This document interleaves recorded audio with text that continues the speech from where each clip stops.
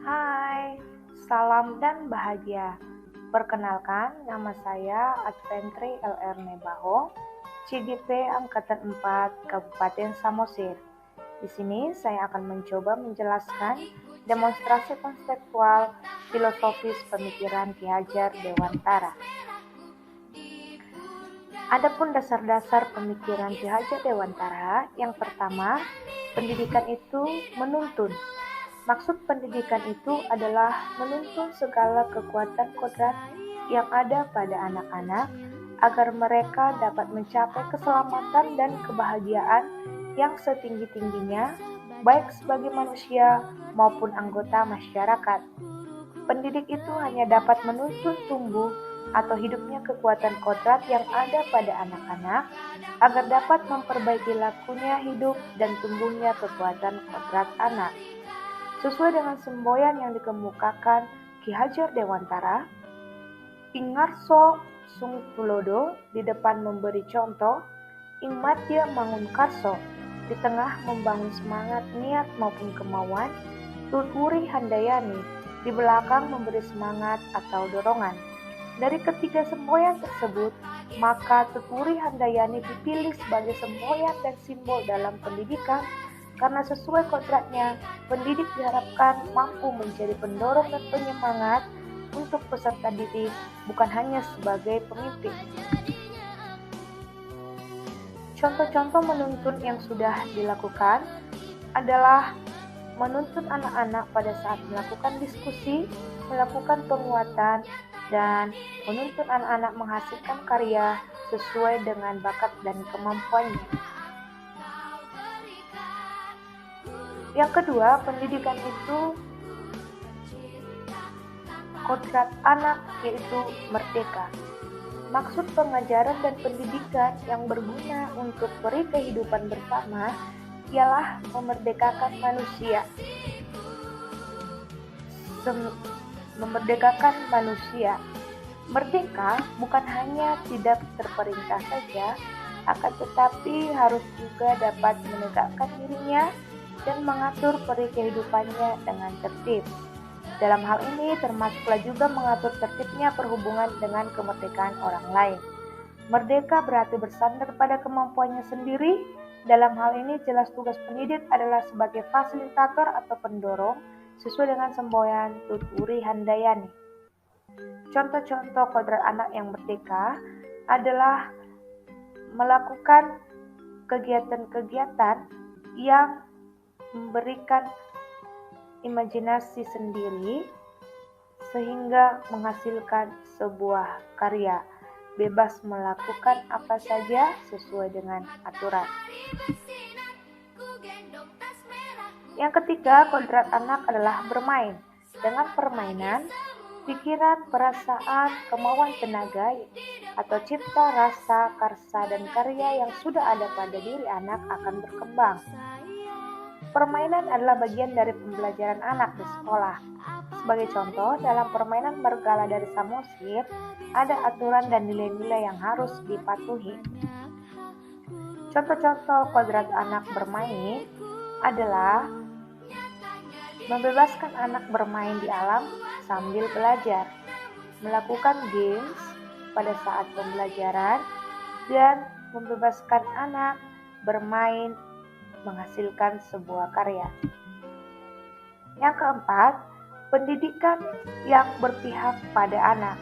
Artinya bebas dari segala ikatan, dengan suci hati mendekati sang anak, bukan untuk meminta sesuatu hal, melainkan untuk berhamba pada sang anak. Artinya, pendidik harus bisa menempatkan diri seperti orang tua kandung dari peserta didik. Karena hanya orang tua kandung yang mampu berhamba pada anak dengan semurni-murninya dan seikhlas-ikhlasnya, karena cinta kasih orang tua tak terbatas. Contoh-contoh hal yang berpihak kepada anak adalah saat melakukan visit home, kemudian saat memberikan arahan atau motivasi kepada anak.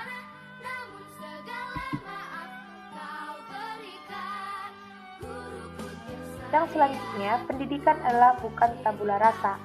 Anak bukan kertas kosong yang bisa digambar sesuai keinginan orang dewasa, tetapi anak lahir dengan kekuatan kodrat yang masih samar-samar. Tujuan pendidikan adalah menuntut anak untuk menebalkan garis samar-samar agar dapat memperbaiki lakunya untuk menjadi manusia seutuhnya. Cara menebalkannya dengan menerapkan sosiokultur dengan asas trikon, yaitu continue, convergent, dan konsentris. Karena pendidikan adalah tempat persemaian benih-benih kebudayaan, pada hal ini kebudayaan dan pendidikan adalah satu kesatuan yang utuh. Kebudayaan yang dimaksud adalah sebuah peradaban, sebuah cita-cita masyarakat yang ingin kita bentuk sebagai sebuah bangsa. Mimpi kita sebagai bangsa, itu semua akan kita samakan benihnya, kita mulai kerjakan dari apa yang kita kerjakan di pendidikan. Salah satu contoh cara menebalkan laku pada anak sesuai dengan kearifan lokal Samosir adalah Marsyada Pari. Marsyada Pari adalah bentuk tolong-menolong dan gotong royong dari masyarakat Samosir untuk menanam ataupun memanen padi dan hasil pertanian lain. Dalam Marsyada Pari ini dibutuhkan rasa tanggung jawab, disiplin, kejujuran, kerja keras, saling menghargai, dan komunikasi efektif.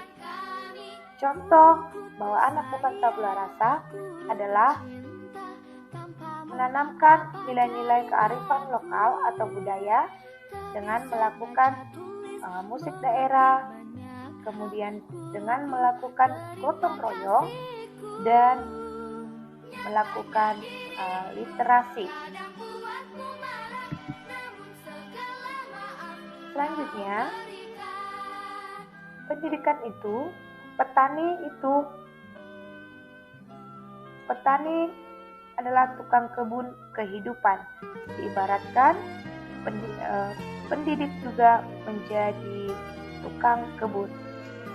Seorang petani dalam hakikatnya sama kewajibannya dengan seorang pendidik yang menanam padi misalnya, hanya dapat menuntun tumbuhnya padi.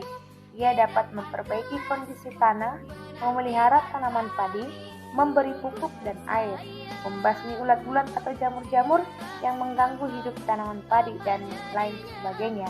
Demikian juga dengan seorang guru hanya mampu mengarahkan dan memfasilitasi peserta didik akan bertumbuh sesuai dengan dirinya sendiri. Contoh-contoh sebagai petani kehidupan adalah memberikan teladan, kemudian bermain sambil belajar, dan menuntun anak, membebaskan anak dalam bereksperimen.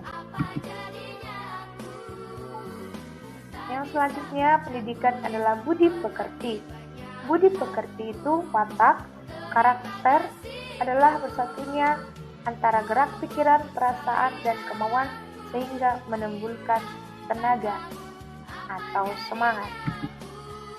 Contoh-contoh penerapan budi pekerti adalah doa sebelum memulai pembelajaran, melakukan drama atau cerita yang menanamkan budi pekerti. Demikianlah contoh-contoh penerapan pemikiran Ki Hajar Dewantara yang sudah saya lakukan sebagai CGP. Terima kasih.